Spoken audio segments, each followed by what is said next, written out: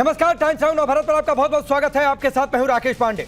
घड़ी में शाम के 4:50 होने वाले हैं। वक्त हो गया है राष्ट्रवाद का, और आज राष्ट्रवाद में एक बार फिर से इस सवाल के साथ हम हाजिर हैं कि मैं भी दिमागी नक्सल हूं। इस पर गर्व है। ये कौन सा सियासी दंगल चल रहा है? नेताओं में होड़ सी लग गई ये बताने की कि मैं भी दिमागी नक्सल हूं। दरअसल प्रधानमंत्री नरेंद्र मोदी ने 15 अगस्त को लाल किले की प्राचीर से दिमागी नक्सलियों से सावधान रहने की बात कही थी। उसके बाद से पी चिदंबरम, अरविंद केजरीवाल, महबूबा मुफ्ती सामने आ गए। यह कहा जा रहा है कि विरोधियों को नक्सल कहा जा रहा है, जबकि सरकार ने साफ किया और पार्टी ने साफ किया कि नाम तो किसी का लिया नहीं।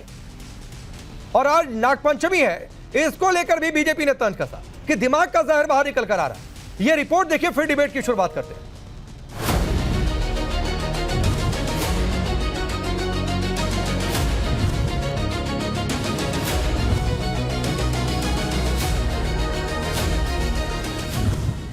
स्वतंत्रता दिवस के मौके पर पीएम मोदी के दिमागी नक्सल वाले बयान पर देश की सियासत सुलग उठी। कांग्रेस नेता पी चिदंबरम से लेकर महबूबा मुफ्ती और अरविंद केजरीवाल ने प्रधानमंत्री के इस बयान के विरोध में खुद को दिमागी नक्सल बताकर सरकार को घेरा है। केजरीवाल ने तो इस सियासी बहस में भगत सिंह और बाबा साहब अम्बेडकर का नाम भी खींच लिया। तो वहीं सीपीआई के राज्यसभा सांसद पी संतोष कुमार ने दिमागी नक्सल के जवाब में पीएम मोदी को दिमागी कम्युनल बता दिया। If we are Dimagi Naxals, he is a Dimagi communal. So for us, this makes no difference at all. We fight for the people, and the BJP and especially the Prime Minister, I mean, he doesn't like his political opponents. And of course, we are proud Dimagi Naxals, whereas he is a Dimagi venomous or Dimagi communal. आज अगर भगत सिंह जिंदा होते तो प्रधानमंत्री जी भगत सिंह को भी दिमागी नक्सली बोलते। आज अगर बाबा साहब अम्बेडकर जिंदा होते, जिन्होंने सबकी बराबरी के लिए लड़ाई लड़ी थी, तो बाबा साहब अम्बेडकर को भी प्रधानमंत्री जी नहीं छोड़ते, उनको भी प्रधानमंत्री जी दिमागी नक्सली बोलते। मैं प्रधानमंत्री जी को कहना चाहता हूं कि मैं अरविंद केजरीवाल आपके हिसाब से दिमागी नक्सली हूं, क्योंकि मैं देशभक्त हूं और मुझे इस बात का गर्व है। इस नस्ल के लोग सिर्फ बीजेपी में मिलते हैं। जिस नस्ल की बात वो कर रहे हैं ना, दिमागी नक्सलवाद, वो उस नस्ल के लोग सिर्फ बीजेपी में मिलते हैं जो सड़क पर नफरत बांटते हैं। विपक्ष के इन हमलों पर बीजेपी प्रवक्ता सुधांशु त्रिवेदी ने तीखा तंज कसते हुए कहा कि नागपंचमी के मौके पर विरोधियों के दिमाग का सारा जहर खुलकर सामने आ गया। वहीं असम के सीएम हिमंता बिस्वा शर्मा ने चिदंबरम को असली नक्सली बता दिया और शाहनवाज हुसैन ने तो महबूबा मुफ्ती को आतंकियों की हिमायती करार दिया। कि संयोग देखिए कि माननीय प्रधानमंत्री जी ने स्वतंत्रता दिवस पे बोला था, और आज नागपंचमी आते आते ये जितना दिमागों में जहर था वो सब पूरे दिमाग से उजागर होकर उन्होंने खुद स्वीकार कर लिया कि हम क्या हैं। मेरा लगता है चिदंबरम दिमागी नक्सल नहीं है, उससे भी ऊपर वाला नक्सल है। वो खुद ही नक्सल है। देश में एनार्की लाने वाला वो भी एक पूरा प्योर नक्सल है। दिमागी नक्सल उसमें नहीं ये अप्लाई होगा, वो प्योर नक्सल कैटेगरी में आएगा। दिमागी नक्सल से शुरू हुआ ये वार पलटवार अब दिमागी कम्युनल और जहरीली सोच के आरोपों तक पहुंच चुका है। यानी नागपंचमी पर सांप का जहर नहीं, सियासत में शब्दों का जहर चर्चा में है। और आरोपों के इस दंगल में सबसे बड़ा सवाल यही है कि क्या सियासत की ये भाषा अब मुद्दों से बड़ी हो गई है। Bureau report, times now Navbharat.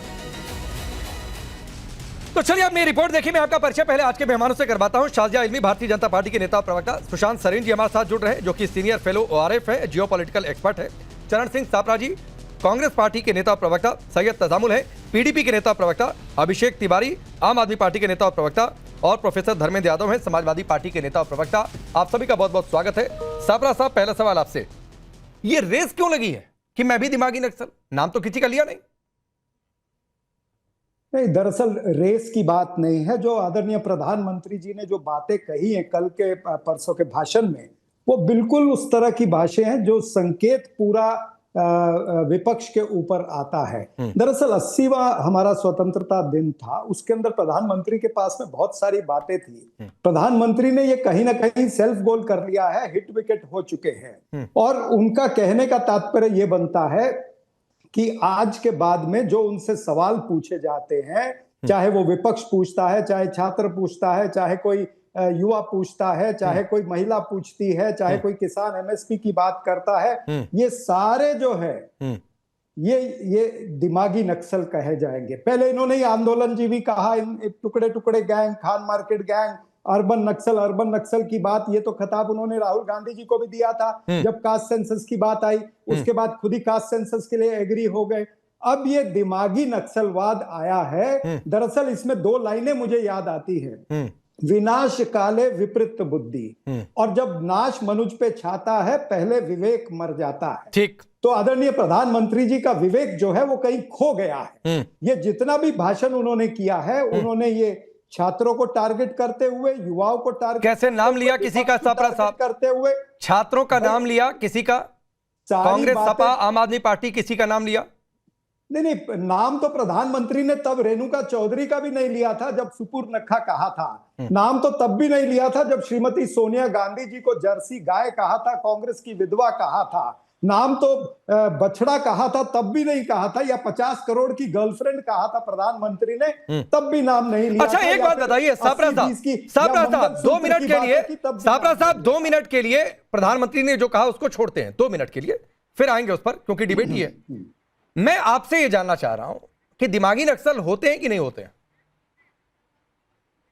नहीं, देखिए, सवाल आज देश के अंदर यह है कि सरकार से अगर लोकतंत्र के अंदर कोई सवाल पूछता है तो सरकार का नहीं, मैं उस डिबेट पर आऊंगा सापरा साहब।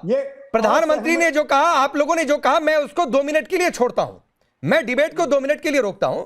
मैं आपसे जानना चाह रहा हूं, इररिस्पेक्टिव ऑफ प्रधानमंत्री ने क्या कहा, इररिस्पेक्टिव ऑफ चिदंबरम जी, अरविंद केजरीवाल, महबूबा मुफ्ती ने क्या कहा, मैं आपसे यह पूछ रहा हूं दिमागी नक्सल होते हैं कि नहीं होते हैं?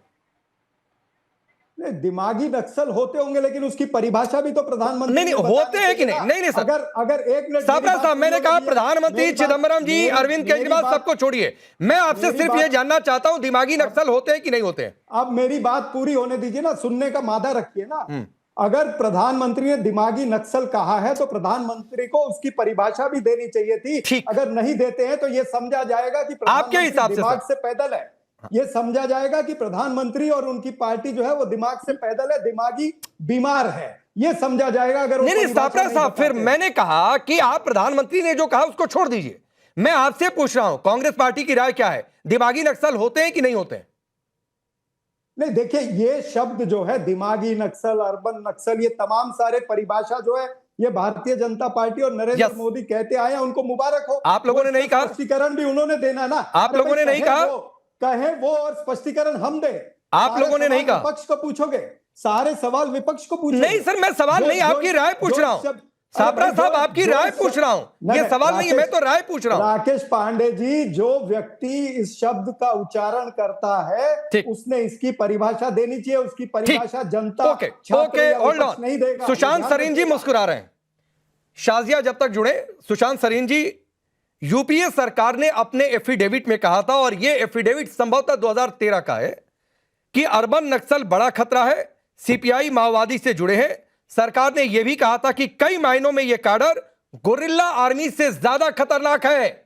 तो यह अर्बन नक्सल का वर्ड पहली बार नहीं आया सापरा साहब, इसीलिए मैंने पूछा कि आपकी राय में यह वर्ड एग्जिस्ट करता है कि नहीं करता है। सुशांत सरी साहब, आप मुस्कुरा रहे थे। दिमागी नक्सल देखिए, मैं उस पर भी आता हूं, उस पर भी आता हूं, उस पर भी आऊंगा। एकदम गोल पोस्ट नहीं, दिमागी नक्सल वर्ड एग्जैक्टली इस पर भी आऊंगा। अच्छा, पहले आ जाऊं। दिमागी नक्सल में फर्क है। अच्छा चलिए, पहले आ जाता हूं। सुशांत सरीन, 10 सेकंड। चिदंबरम जी जो कह रहे हैं मैं दिमागी नक्सल गर्व है, intellectual support stands in the way of tackling Maoist. यह हेडलाइन है एक अखबार की, आप कहेंगे उसका स्क्रीनशॉट दिखा दूंगा। अब intellectual support stands in the way of tackling Maoist, इसको दिमागी नक्सल कहेंगे कि नहीं कहेंगे, सुशांत सरीन बेहतर बताएंगे। देखिए, एक तो ये बात है कि सपरा साहब की ये बात तो बिल्कुल ठीक है कि विपक्ष को सवाल पूछने चाहिए और जरूर पूछना चाहिए और पूछते रहने चाहिए सरकार से, यही उसकी जिम्मेदारी है, और क्यों नहीं पूछेगी। लेकिन मेरे ख्याल जहां तक दिमागी नक्सल की परिभाषा की बात है, जो बहुत वरिष्ठ ऑपोजिशन के नेता अपने आप को दिमागी नक्सल बुला रहे हैं, तो उनको पता ही होगा कि परिभाषा क्या है, ताकि वो अपनी जो अपना व्याख्या कर रहे हैं वो दिमागी नक्सल अपने आप को बुला रहे हैं। जिससे मेरे को थोड़ा सा अचंभा होता है, क्योंकि पी चिदम्बरम जैसे नेता जो हैं, जिन्होंने नक्सलवाद के खिलाफ जो लड़ाई थी उसमें एक बड़ी अच्छी भूमिका अदा की थी, और बहुत सारे ये जो सो कॉल्ड दिमागी नक्सल हैं उनके खिलाफ कार्रवाई भी की थी, चाहे वो कूलन वाला इंसिडेंट हो या छत्तीसगढ़ बस्तर में जो सारे इंसिडेंट्स हो उनके खिलाफ कार्रवाई भी की थी। तो वो अपने आप को अब राजनीतिक तौर पर दिमागी नक्सल प्रधानमंत्री के ऊपर कोई व्यंग कसने के लिए या तीर चलाने के लिए ले रहे हैं, वो एक अलग बहस है। लेकिन हम जानते हैं राकेश कि देखिए नक्सल दो तरीके के होते हैं। एक वो होते हैं जो एक्चुअल जमीनी स्तर पर हथियार उठा करके सैकड़ों लोगों का कत्ल करते हैं। इन्हीं की पार्टी के, सपरा साहब की पार्टी के बहुत ही वरिष्ठ जो नेता थे उनका कत्लेआम किया था उन्होंने, तो वो भी नक्सल थे, राइट। और एक ऐसा तबका है जो शहरों में रहता है जो शायद इतना गूदा तो नहीं रखता कि उस जंगलों में जाकर के हथियार उठाए, लेकिन अपने तई इन कट्टरपंथी नक्सलों को वो समर्थन देता है। वो अपने लेखों में समर्थन देता है, अपने जो वक्तव्य होते हैं उसमें समर्थन देता है, वो जो पढ़ाई लिखाई करते हैं उसमें उनका समर्थन देते हैं और डिस्ट्रप्शन करते हैं। अगर कोई भी अच्छी चीज हो रही हो उसमें कोई ना कोई कीड़ा निकाल करके ताकि भारत की जो प्रोग्रेस है उसको किसी ना किसी तरीके से रोका जाए, उसमें अड़ंगा लगाया जाए। और मुझे जो अचंभा होता है वो ये है कि विपक्षी नेता जो है वो जब अपनी तुलना इस तरीके के लोगों के साथ करते हैं तो वो क्या संदेश देना चाह रहे हैं? ठीक है, ये तो आराम से इसको इग्नोर भी किया जा सकता था। एक पॉलिटिकल स्टेटमेंट एक प्रधानमंत्री दे रहे हैं। सापरा साहब क्या संदेश देना चाह रहे हैं जो सुशांत सरीन पूछ रहे हैं? और तो बात नहीं देखिए हम संदेश सुशांत सरीन इनकी विचारों की आज सफाई देने की बारी आ गई। पता नहीं भाजपा के प्रवक्ता ने जो कहना चाहिए था वो इनको कहना पड़ रहा है। लेकिन सवाल ये है कि ये जो नक्सल का शब्द इन्होंने यूज किया है प्रधानमंत्री जी ने, दरअसल कौन होते हैं ऐसे लोग? ये मनन मिश्रा जैसे लोग होते हैं जिन्होंने वो बार काउंसिल के अध्यक्ष होते हुए जो वकील छात्र हैं उन छात्रों को चेतावनी दी। और उसी तरह से सत्यम पंडित एक थे जिन्होंने छात्रों को रास्ते में जाते हुए छात्रों को उन्होंने गलियाया और उनको चेतावनी दी है। ये इस तरह के नक्सलवादी कौन होते हैं? कंगना रनौत जैसे लोग होते हैं जो गटर जनरेशन कहते हैं। नहीं, अब मुझे एक बात बताइए, पी चिदम्बरम ने सापरा साहब क्यों कहा था कि intellectual support stands in the way of tackling Maoist? ये क्या है? दिमागी नक्सल नहीं है तो आपकी सरकार कोर्ट में एफिडेविट देती है कि अर्बन नक्सल है। ये क्या है अगर दिमागी नक्सल एग्जिस्ट नहीं करता है तो? नहीं, हम ये कहते हैं कि दिमागी नक्सल जो है वो मनन मिश्रा है, वो कंगना रनौत है, वो सत्यम पंडित है, वो नितिन नवीन है जो छात्रों। अरे अभी तो आपके नेता कह रहे हैं कि हम दिमागी नक्सल हैं, आप उनको कह रहे हैं। तो यही पी चिदम्बरम को ये कह देना चाहिए था कि कंगना रनौत है भाई, जो आप यहां पर बैठकर कह रहे हैं। हाँ तो पी चिदम्बरम ने अगर नहीं कहा तो मैं भी नहीं कह सकता। क्या कमाल की बात है? नहीं, मुझे भी तो कहने का अधिकार है ना। आपने मुझे बुलाया है क्यों? नहीं, सापरा साहब बिल्कुल अधिकार है। मैं तो ये कॉन्ट्रडिक्शन है कि पी चिदम्बरम खुद को कह रहे हैं, अरविंद केजरीवाल खुद को कह रहे हैं, महबूबा मुफ्ती खुद को कह रही हैं और आप कह रहे हैं कि उनके वाले हैं। भाई कोई खुद को कह रहा है, मैं इनको कह रहा हूं, बात तो एक ही है। नितिन नवीन को मैंने कह दिया भाई उन्होंने दहशतगर्द कहा था। गिरिराज सिंह ने कहा था कि ये बाबर की विरासत वाले लोग हैं। दरअसल ये they have lost the plot English में जो कहते हैं। प्रधानमंत्री का जो मिसाइल है ना वो गलत चल गया। ये मिसगाइडेड मिसाइल है प्रधानमंत्री का। दरअसल बात ये है तो अब गलती हो गई उस पर करेक्शन करने का। जो बात सापरा साहब कह रहे हैं ये बात इमरान मसूद ने भी कही और वो तो कह रहे हैं कि तो बीजेपी की नस्ल वाले लोग हैं दिमागी नक्सल।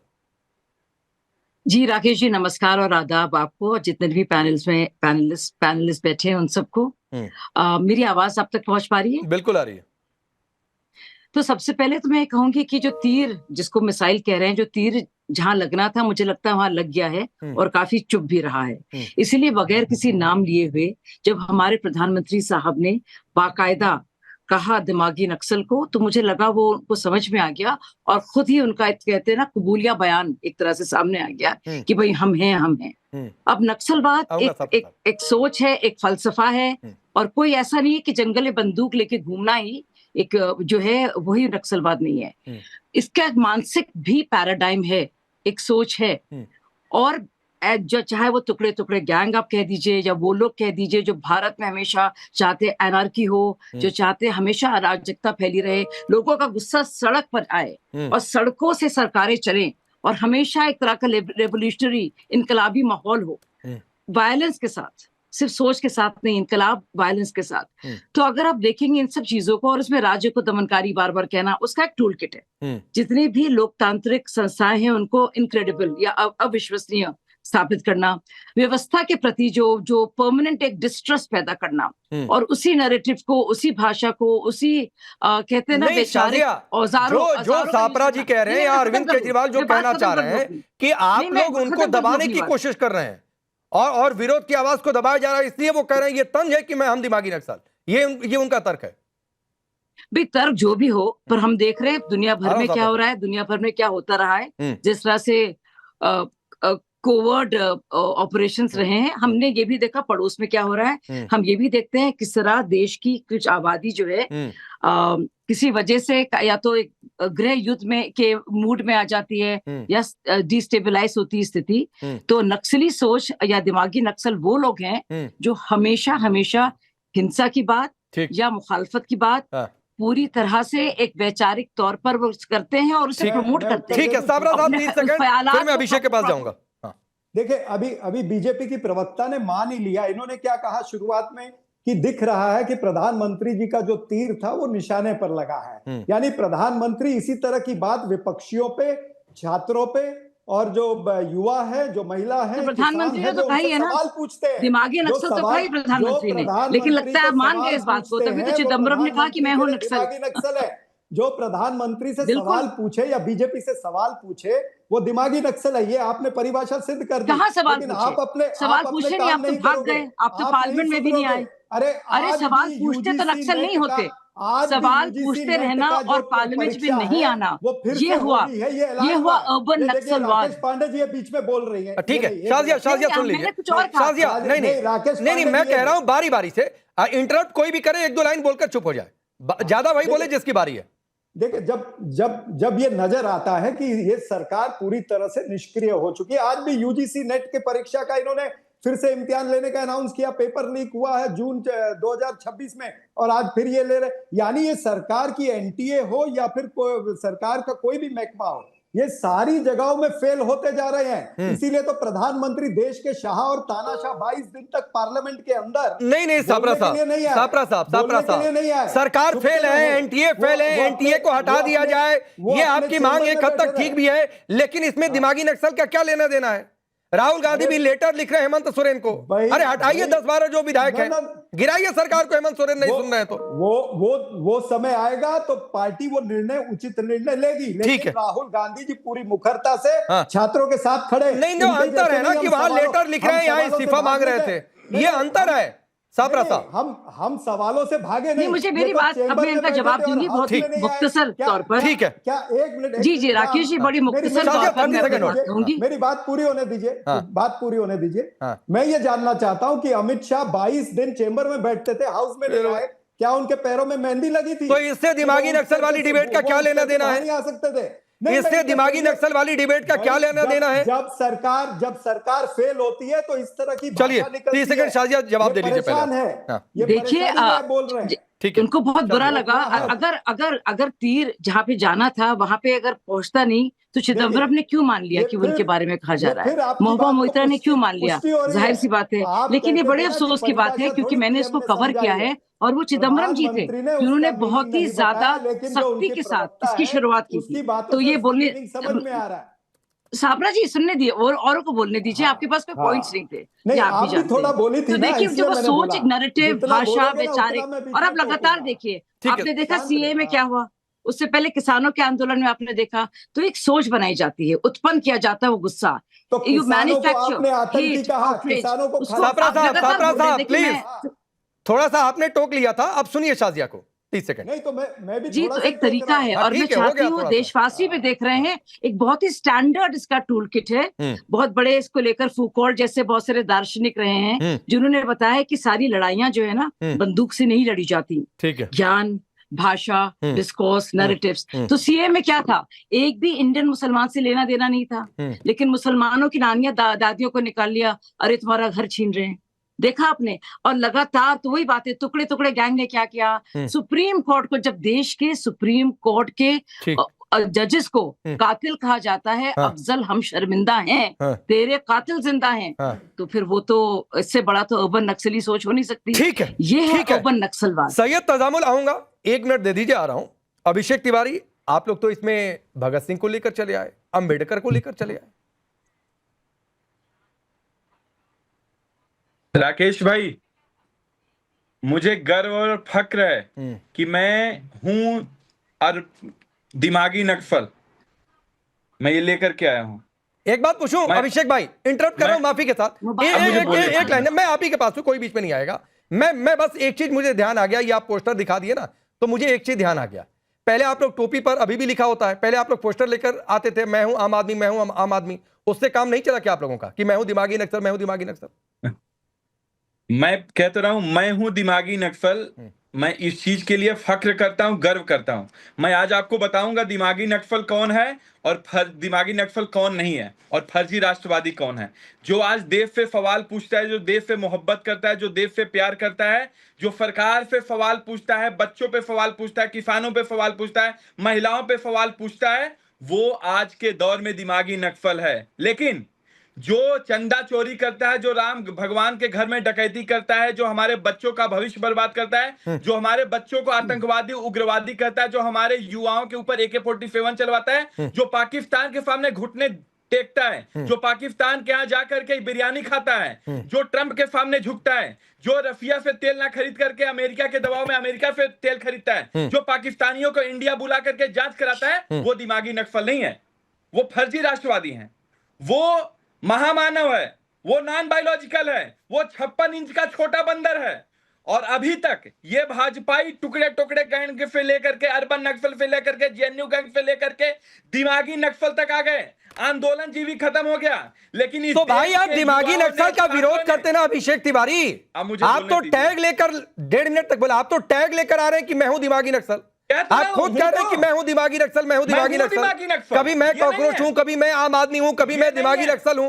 ये जब से देश के युवाओं, छात्रों, जेनजियों ने अहंकार को तोड़ा है, अब सुनिए को खत्म अभिषेक, किया है। एक बात सुनिए। अरे मुझे राकेश भाई, मुझे कंप्लीट कर लीजिए, उसके बाद जवाब दे दूंगा। हाँ बोलिए। जब से इस देश के युवाओं ने, छात्रों ने, जेनजियों ने इस सरकार के अहंकार तोड़ा है, मोदी जी का तानाशाह झुकाया है, मुझे जवाब देने दीजिए। दिमाग हिल गया है, दिमाग खत्म हो गया है, अच्छा। दिमाग पूरी तरीके से चकरा गया, इसलिए दिमागी नक्सल करें। अच्छा। और ये सारे अभिषेक जी, अभिषेक, चलिए हो गया आपका समय, हो गया आपका समय, हो गया आपका समय। शाजिया का 30 सेकंड का जवाब सुनिए, फिर मैं तजामुल के पास जाऊंगा।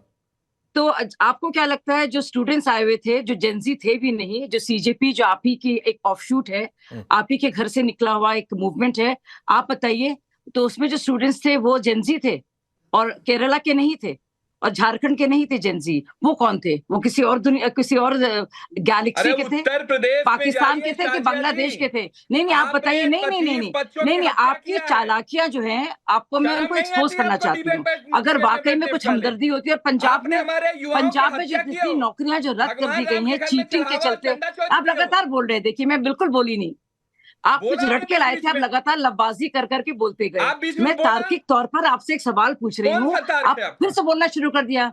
देखिए, हलक से बारी बारी से इतना इंटरप्शन नहीं, बहस में कोई फायदा नहीं होता है, लेकिन शब्द निकले जिनके कुछ मायने हो और जवाब दिए जाए जो तार्किक हो, उसी से तो बहस, वो तो एक बहस का एक आधार है, बुनियाद है। तो मैं कह रही हूँ कि जेनजियो ने कर दिया, तो बताइए वो केरला के जेनजी नहीं थे जो बच्चे प्रदर्शन कर रहे थे? आप बताइए, SFI के थे, बल्कि वो जेनजी नहीं थे ना। आप बताइए झारखंड में क्या हुआ? इतनी बेरहमी से मारा पीटा गया। और आप पता नहीं कब थे जब आम आदमी पार्टी में, तो मैं तो शुरुआती फाउंडिंग मेंबर हूँ, जो हम लोग को इतनी लाठी चार्ज हुआ था, चाहे वो अन्ना हजारे आंदोलन हो, निर्भया, तो आप क्या बात कर रहे हैं? तो आप इस्तेमाल कर रहे हैं दरअसल।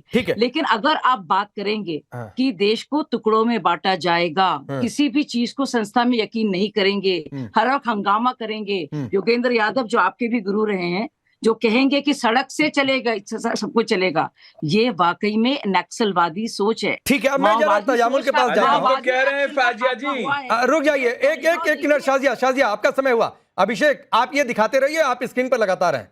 और देश का आम आदमी कभी भी ये स्लोगनियत ना कि मैं भी दिमागी नक्सल हूं, इसको कोई एक्सेप्ट नहीं करने वाला। ये बात यकीन मानिए, क्योंकि इस देश का आम नागरिक नक्सली सोच का नहीं है कि मैं हूं दिमागी नक्सल। बहुत अच्छा स्लोगन आप लोगों ने खोज लिया।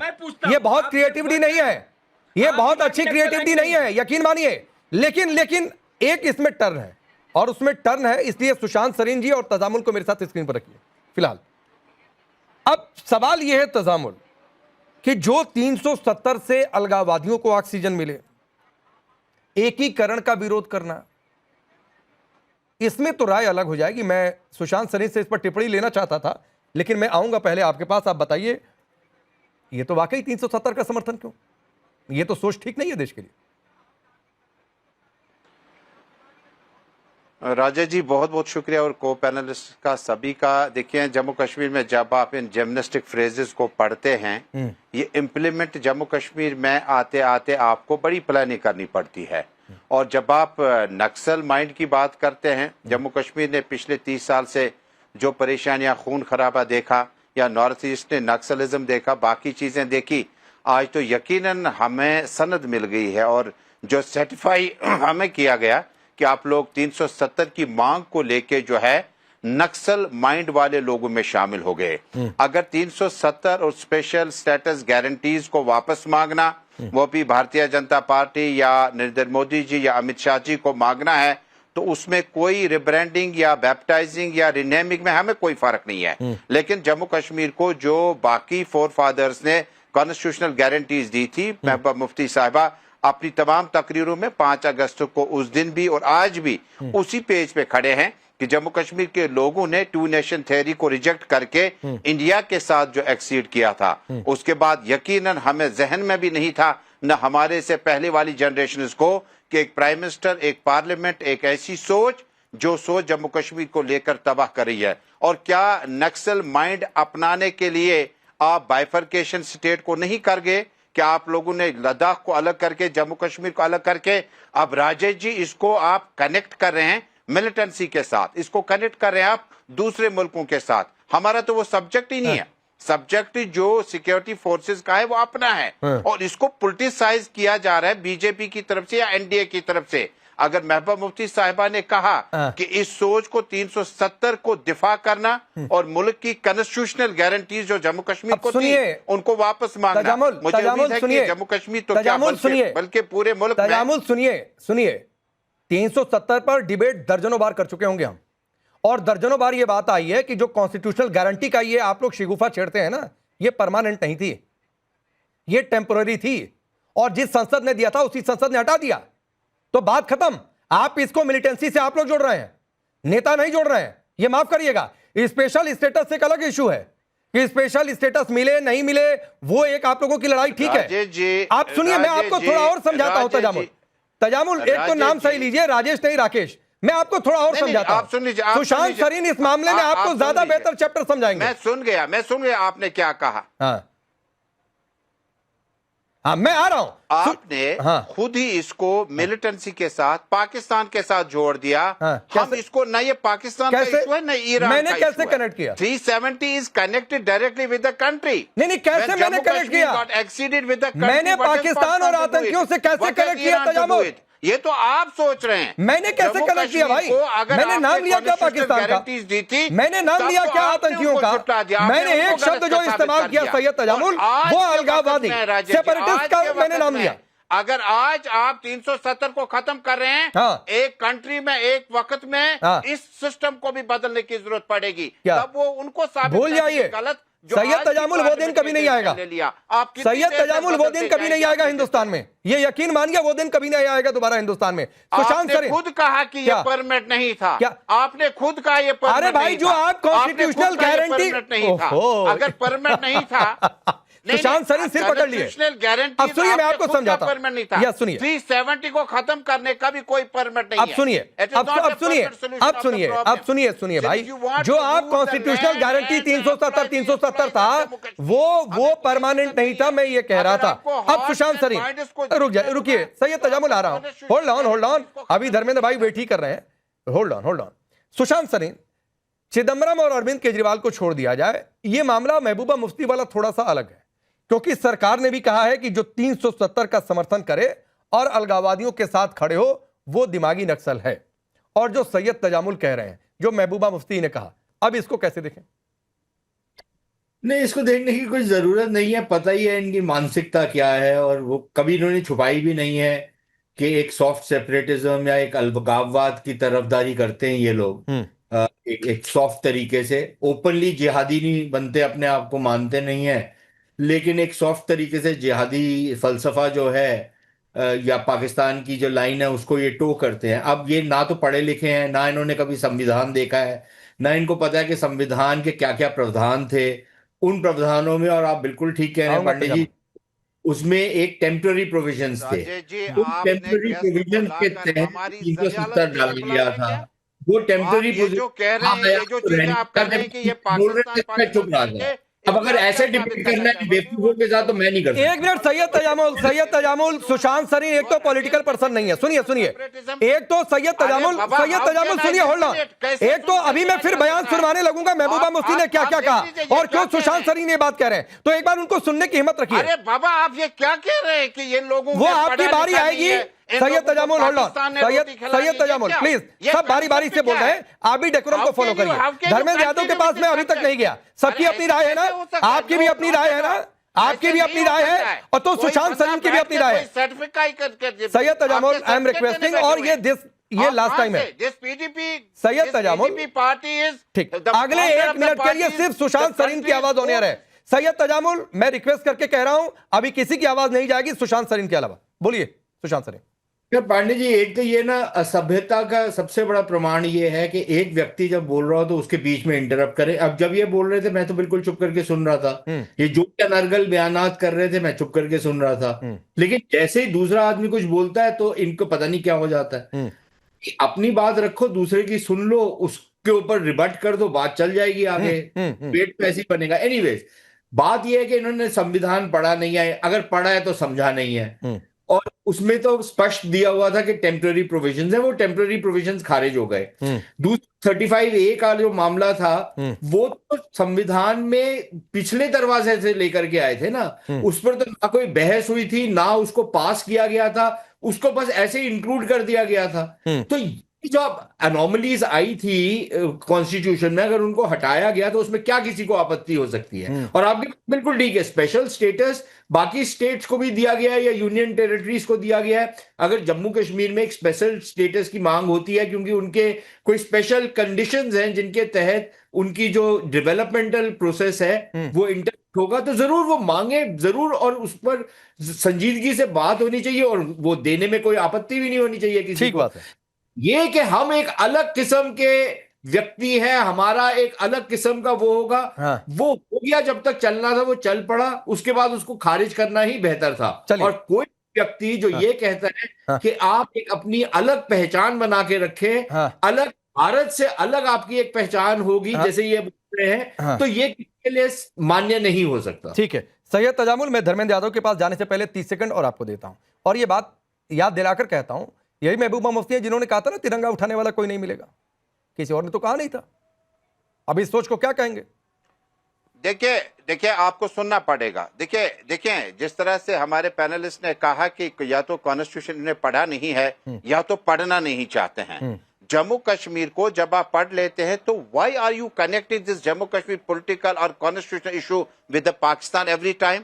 आप कैसे एक फॉर्मर होम मिनिस्टर की पार्टी के जो लीडर हैं, जो जम्मू कश्मीर में बीजेपी के सपोर्ट के साथ कल तक चीफ मिनिस्टर थे, आज आप उनको नक्सली कह देंगे, आज आप उनको आतंकवादी कहेंगे? आप अपनी डिटर्मिनेशन को टर्मिनेट कर रहे हैं। कल तक जो बीजेपी को चाहिए था वो ठीक था, आज जो बीजेपी को नहीं चाहिए वो ठीक नहीं है। और बीजेपी क्यों इस तरह का नैरेटिव बना रही है कि पॉलिटिकली कॉन्स्टिट्यूशनल डिस्कशन को किया जाए? आप इसको why are you dragging it every time to Pakistan और एलओसी? आप हर बार इसको कनेक्ट क्यों कर रहे हैं?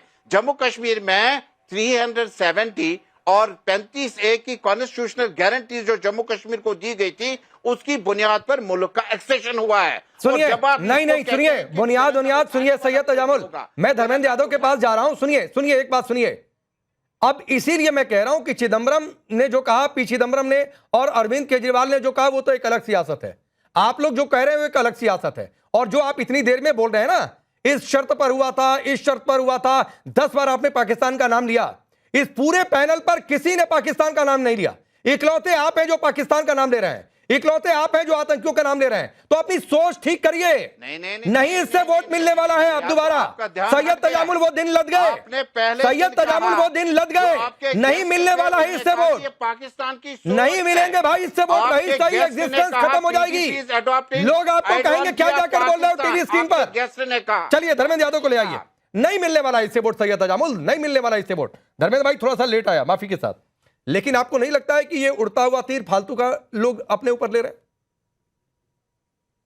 राकेश पांडे जी, नरेंद्र मोदी और भारतीय जनता पार्टी और संघ की जो सोच है वो विभाजनकारी सोच है, और उस विभाजनकारी सोच को संघ कार्यालय में अगर हो तो ठीक है, अगर वो विभाजनकारी सोच भारतीय जनता पार्टी की रैली में हो भी ठीक है, लेकिन इस देश के प्रधानमंत्री ने इस देश के लोकतंत्र के सबसे पवित्र मंदिर लाल किले पर जाकर के जिस तरह से विभाजनकारी भाषण देते हैं, वो देश के लिए शर्मनाक भी है और सोचने का भी विषय है।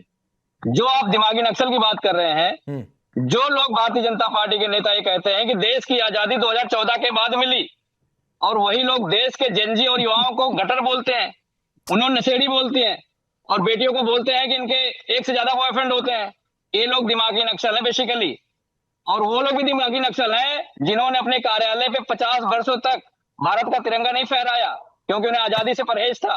जब आजादी की लड़ाई लड़ी जा रही थी तो इनके पुरखे और जो पूर्वज थे अंग्रेजों की गुलामी करते थे, उनकी मुखबिरी करते थे, घुटने टेक दिया था, पेंशन लिया था, और देश के जो स्वतंत्रता सेनानी थे, जिस गीत की बात कर रहे हैं, जब वंदे मातरम गाते हैं तो हमारे रगों में आजादी के प्रति ईमानदारी बढ़ जाती है।